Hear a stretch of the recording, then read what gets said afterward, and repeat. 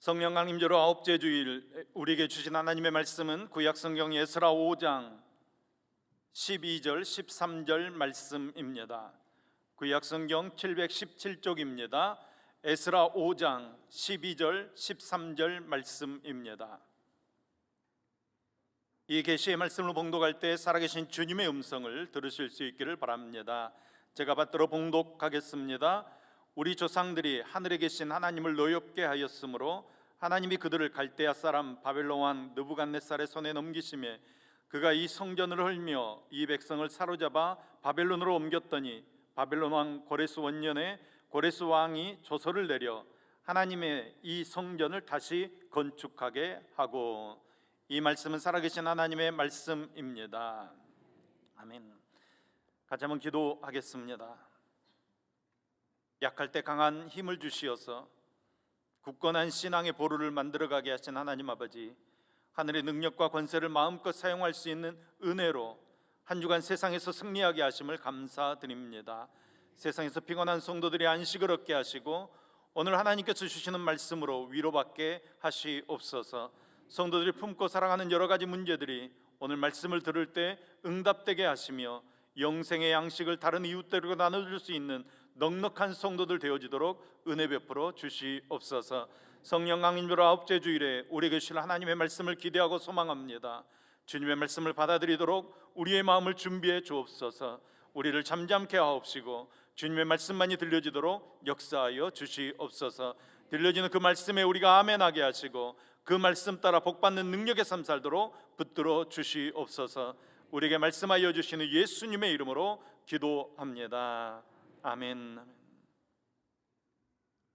세계의 역사를 어떤 관점으로 보느냐, 이것은 매우 중요한 것입니다. 역사는 사람에 의해서 움직이는 것 같지만 사실은 역사는 사람이 아니라 하나님에 의해서 움직여지는 것입니다. 우리는 인간의 역사를 공부하고 있지만 사실은 그것은 하나님의 역사입니다. 우리는 영웅들을 중심으로 역사를 기록하고 있지만 역사는 하나님에 의해서 움직여지고 하나님의 사람들에 의해서 움직여진다는 것입니다. 사람이 계획을 할지라도 그 계획을 이루시는 분은 하나님이십니다. 우리 믿는 사람들은 이런 역사 철학을 가지고 있어야 합니다. 역사는 하나님 중심으로 움직이고 있다는 것을 항상 기억하고 있어야 합니다. 아울러 하나님께서는 사람들을 감동시키셔서 일하게 하시고 하나님의 뜻을 이루어 가십니다. 하나님께서 정하신 일들을 이루어 가지는 과정에서 하나님께서는 사람을 사용하신다는 것입니다. 따라서 하나님께서 역사를 만들어지는 그 과정에 하나님의 마음 합한 사람 되어서 역사의 중심에 서서 귀하게 쓰임받는 사람 된다면 하나님의 역사에 참여하는 것입니다. 저와 여러분이 하나님의 역사에 참여하는 믿음의 사람 되기를 간절히 소망합니다. 오늘 하나님의 역사에 쓰임받는 인물은 에스라입니다. 에스라는 페르시아 왕으로부터 깊은 신뢰를 받았던 사람이고 백성들에게도 신뢰를 받았던 사람입니다. 구약시대의 여러 인물들 중에 모세 이후로 가장 큰 인물이라고 말할 수 있습니다. 에스라는 2차 포로 귀환의 인솔자였습니다. 1차 포로 귀환의 지도자였던 스룹바벨과 대제사장 여호수아는 성전을 재건하는 일에 주력했습니다. 에스라는 이제 그 성전 안에 들어가서 예배 드리는 사람들을 위해 영적인 교육에 전념했던 인물입니다. 스룹바벨과 여호수아가 1차 귀환자로 고국에 와서 성전을 재건한 일도 귀한 일이지만 더 소중한 것은 사람들의 마음속에 심겨질 하나님의 말씀을 준비하고 그것을 가르친 에스라가 더욱 소중하다고 말할 수 있습니다. 에스라는 하나님의 말씀을 세상의 무엇보다도 소중하게 여겼습니다. 에스라서나 느헤미야서를 보게 되면 그가 얼마만큼 하나님의 말씀을 소중히 여겼고 그 말씀을 읽고 묵상하며 연구했는지를 우리가 잘 알 수 있습니다.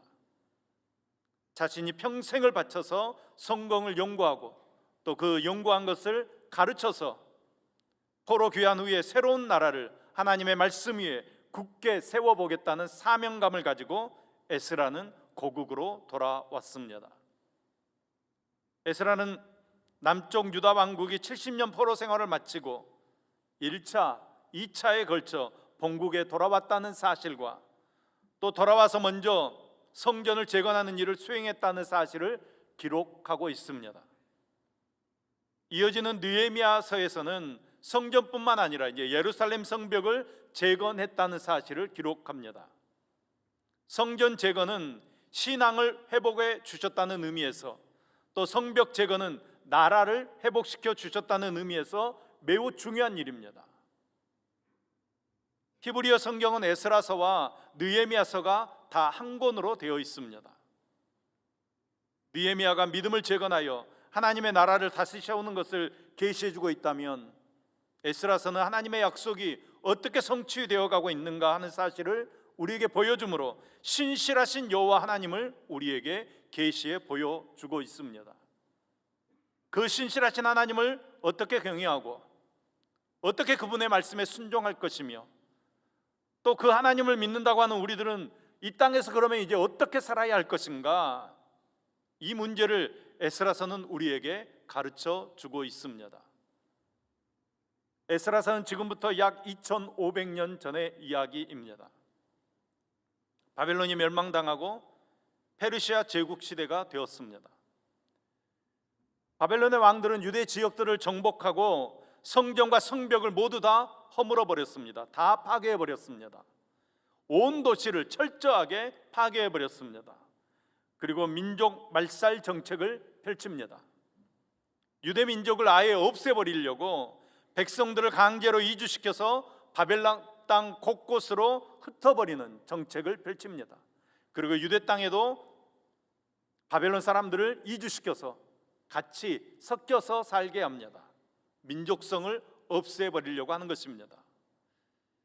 그렇게 70년이라는 긴 세월이 흘러갑니다.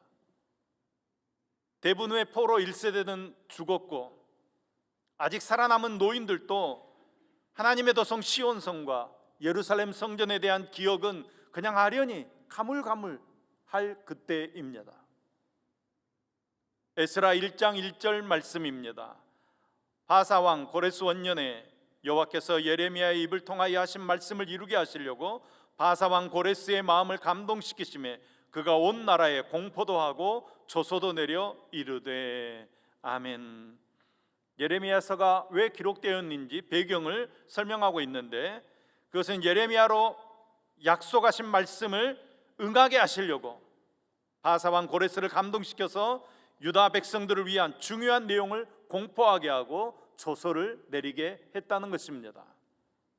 이 조서는 바로 하나님의 백성인 유다 백성들의 귀환 명령서였습니다. 귀환을 명령했을 뿐만 아니라 금은부와도 들려주어서 백성들을 귀환시키고 있는 것입니다. 고레스 왕은 아무도 상상하지 못했던 놀라운 명령을 온 나라에 내렸습니다. 그 조서로 인해 유대인들이 예루살렘으로 귀환할 수 있게 되었습니다. 유대인들은 꿈에도 그리던 고국으로 돌아와서 무너진 성전을 재건하고 무너진 성벽을 재건합니다. 세상 모두가 이제는 이스라엘과 유대는 완전히 망해서 다시 일어설 수 없고 지구상에서 히브리 사람들은 다 사라져버렸다 생각하고 있을 때, 하나님께서는 역사를 바꾸시고 은혜로 섭리해 주셨습니다. 70년 동안 억압당하며 고통을 겪고 있던 유다 백성들에게 하나님의 자비가 임하게 된 것입니다. 모든 역사를 주관하시고 모든 권세와 권력을 지배하신 하나님께서 하나님을 알지 못하는 강대국 이방 나라의 그 고레스 왕을 감동하게 하셔서 하나님의 백성인 유다 백성들에게 자비를 베풀 수 있도록 역사하신 것입니다. 2장을 보면 바벨론 포로에서 1차, 2차에 걸쳐서 돌아온 백성들에 대한 통계가 기록되어져 있습니다. 그들은 고국으로 돌아와서 성전을 재건하기 위해 가지고 있던 재물들을 모두 다 드렸고 또 각자 성읍으로 흩어져서 새로운 생활을 시작하게 됩니다. 포로 전에 가졌던 자신들의 죄악과 잘못을 통회하며 성전을 다시 재건하여 그 성전을 중심으로 하나님의 언약을 충실히 이행하면서 말씀의 법도와 규례를 잘 가르치고 잘 행하기로 결심하고 그대로 순종하겠다는 신앙의 결의를 고백하게 됩니다. 그러나 이 결의는 어려움에 봉착하게 됩니다.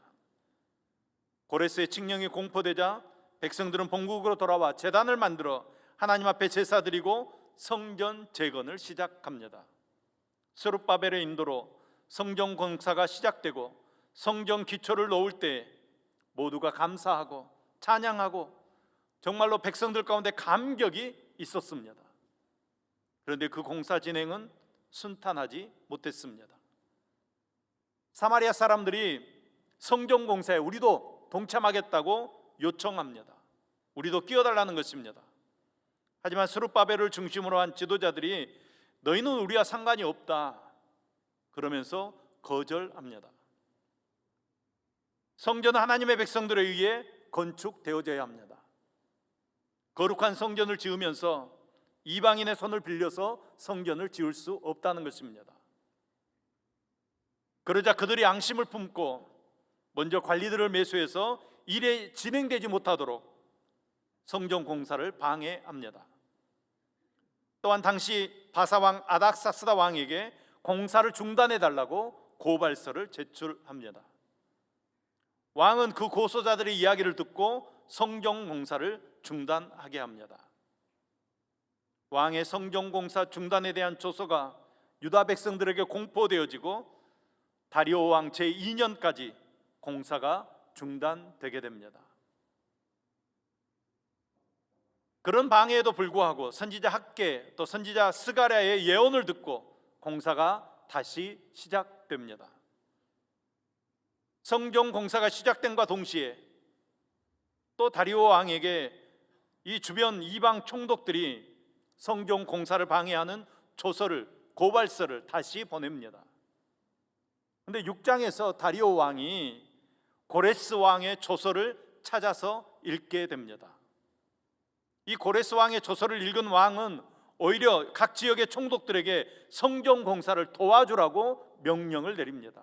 도울 뿐만 아니라 각종 필요한 재물도 각종 필요한 재료도 대줄 것을 명령합니다. 이런 우여곡절 끝에 성전 공사를 마치게 되고 성전 봉헌식이 진행되어집니다. 비로소 성전에서 유월절 절기를 지키게 되는 축복을 이스라엘 백성들이 누리게 되는 것입니다. 무너진 성전을 재건하는 일, 유다 왕국이 포로에서 돌아와 하나님과의 관계를 바르게 형성한다는 의미에서 매우 중요한 일이었습니다.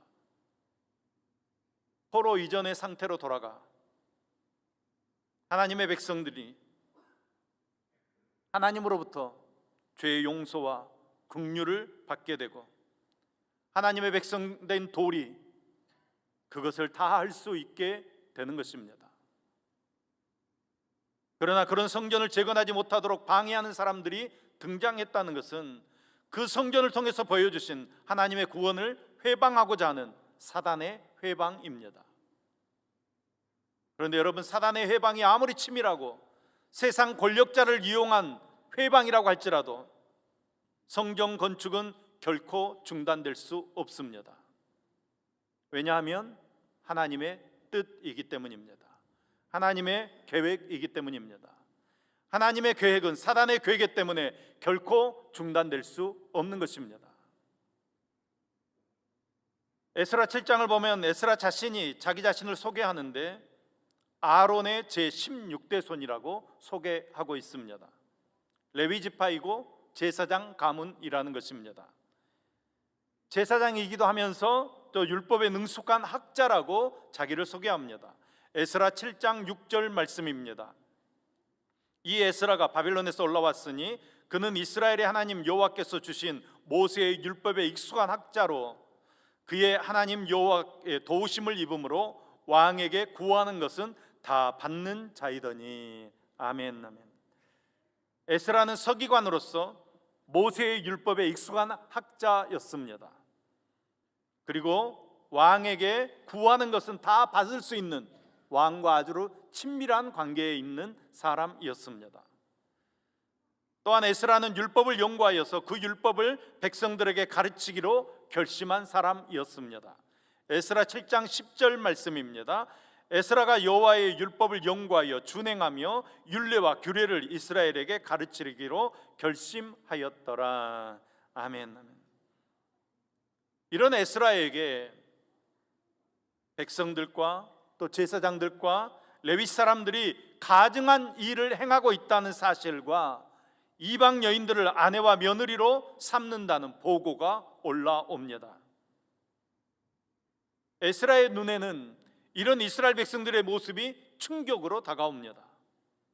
왜냐하면 또 이렇게 하나님 잊어버리고 말씀대로 순종하지 않는다면 이스라엘 백성들은 또 고통당하게 될 것이고 더 이상 소망이 없다는 것을 에스라는 너무나도 잘 알기 때문입니다. 그래서 에스라는 하나님 앞에 나아가 회개합니다.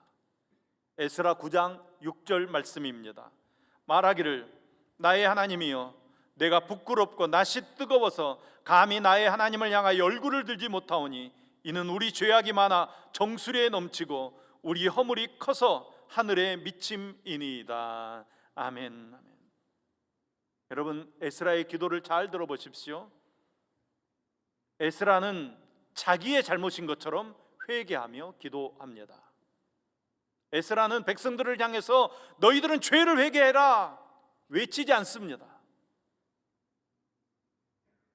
하나님을 향하여 얼굴을 들지 못하오니 이는 우리 죄악이 많아 정수리에 넘치고 우리 허물이 커서 하늘에 미침이니이다.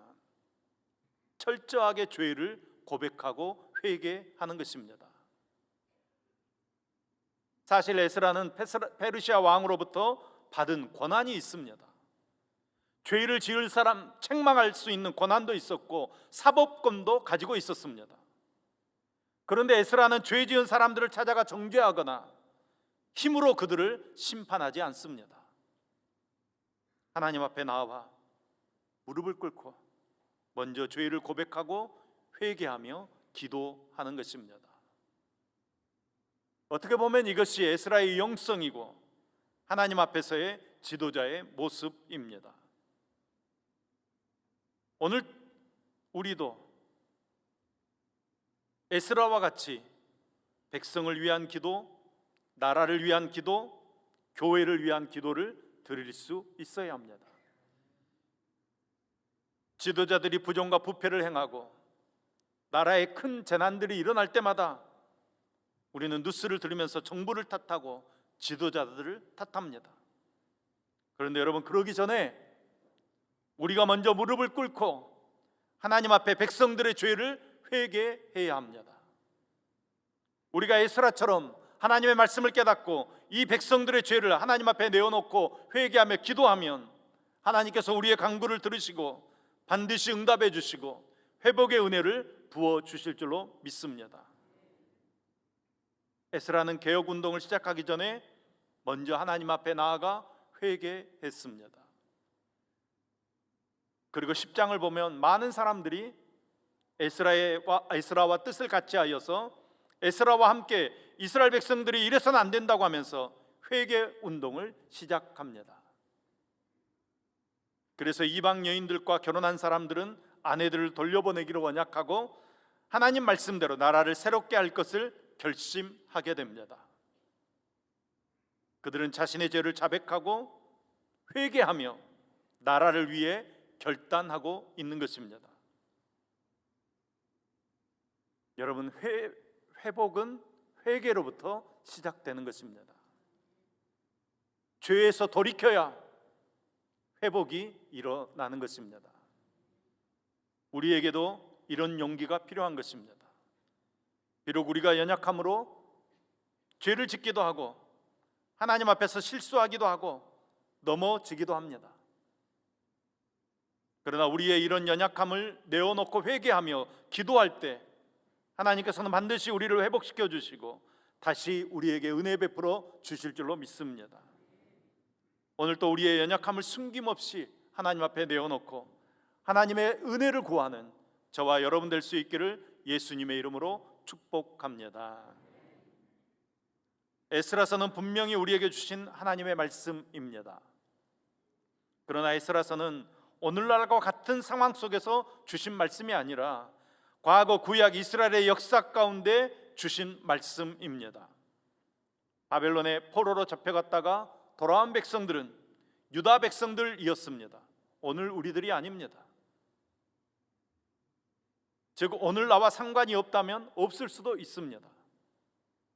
그러나 여러분, 이런 역사적인 상황을 통하여 주신 하나님의 의도가 무엇인지 우리가 깨달아 알아야 합니다.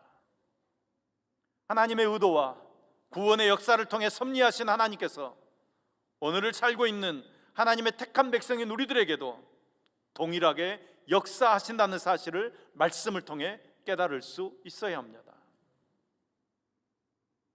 이 에스라의 말씀을 통하여 우리가 믿고 있는 하나님께서는 창세로부터 계속된 그 구원의 진리를 어떻게 진행시켜 오셨는지, 또 그 결과 예수 그리스도 안에서 우리들에게 베푸신 구원의 복음이 어떻게 이루어졌는지 우리가 말씀을 통해 깨달아 알아야 하는 것입니다. 그런 복음을 깨달아 알았다면 우리들에게 요구하신 하나님의 뜻이 무엇인지 분별해야 합니다. 에스라 때의 종교개혁은 하나님의 말씀으로 돌아가는 것이었습니다. 오늘 우리는 어떠합니까? 우리는 어떻게 새로워질 수 있습니까? 또 우리는 무엇으로 새로워집니까? 하나님 말씀으로의 회복과 갱신이 있기를 소망합니다. 교회의 개혁이란 새로워져야 함을 의미합니다. 그런데 여러분, 이 새로워짐은 껍질에서 벗어나는 것을 의미하는 것입니다. 우리가 알지 못했던 우상 숭배와 이방 여자를 취하는 일들, 하나님의 백성답게 살지 못한 것들, 우리의 죄악된 모습들 다 벗어버려야 합니다. 그렇게 되기 위해서 회개를 촉구하고 바르게 나라와 교회를 세워나갈 영적인 도덕적인 지도자가 우리 가운데 세워지기를 기도하셔야 합니다. 더 이상 한국교회에 소망이 없다는 비관론자들이 넘치고 또 비판의 목소리, 조롱의 목소리가 더 커진다고 할지라도 기도하는 한 사람이 있으면 한국교회와 이 나라는 결코 무너지지 않습니다. 왜냐하면 그 기도하는 사람을 붙들고 계신 주님께서 한국교회를 붙들어 주시고 교회를, 이 나라를 붙들어 주실 줄로 믿습니다. 그 기도하는 사람을 통해 하나님의 소망이 이 땅 가운데 드러나게 될 것이고, 그 기도를 통해 이 땅에 주님의 은혜와 회복의 역사가 일어날 줄로 믿습니다. 사랑하는 성도 여러분, 아무런 소망 없는 것 같고 더 이상 변하지 않을 것 같은 가족들을 위해서 포기하지 않고 여전히 기도하고 계신다면 하나님께서 그 가정을 아직도 붙들고 계시는 줄로 믿습니다. 교회와 나라를 새롭게 하는 일을 위해 포기하지 않고 여러분 기도하고 계신다면 하나님께서는 아직도 이 교회와 이 나라를 붙들고 계시는 줄로 믿습니다. 그리스도인이 세상의 소망입니다. 말씀을 붙들고 기도하는 그리스도인이 세상의 소망입니다. 기도하는 우리가 가정의 희망입니다. 우리가 기도하기를 포기하지 않는 한 우리 가정은 반드시 회복될 줄로 믿습니다. 기도하는 우리를 통해 우리 가정은 다시 사랑으로 하나 될 줄로 믿습니다. 여러분, 나에게도 아직도 소망이 있습니다. 하나님께서 지금도 나를 사랑하시기 때문입니다. 지금까지 실패하고 또 실패하였더라도 포기하시면 안 됩니다. 하나님께서 여전히 여러분을 사랑하십니다. 우리는 자신에게 이렇게 말할 수 있어야 합니다. 나는 말씀을 붙잡고 기도할 것이다. 그러므로 나에게는 아직도 소망이 있다. 우리 가족을 위해 나는 기도할 것이다. 그러므로 우리 가정에는 아직도 소망이 있다. 우리 교회를 위해 나는 기도하기를 포기하지 않을 것이다. 그러므로 우리 교회는 소망이 있다. 주저앉아 있는 자리에서 나는 반드시 일어날 것이다. 기도하며 일어날 것이다. 하나님께서 나를 지금도 사랑하신다. 여러분, 아직도 소망이 있습니다. 껍질을 벗는 아픔으로 서로가 격려하고 칭찬하며 서로가 도움을 주는 우리 광주 성안교회 될 수 있기를 소망합니다. 그리하여서 새롭게 거듭나는 교회, 새롭게 거듭나는 성도, 새롭게 거듭나는 제사장 나라와 같은 우리나라가 되도록 말씀으로 돌아가 말씀으로 새롭게 되어지는 저와 여러분 될 수 있기를 예수님의 이름으로 축복합니다.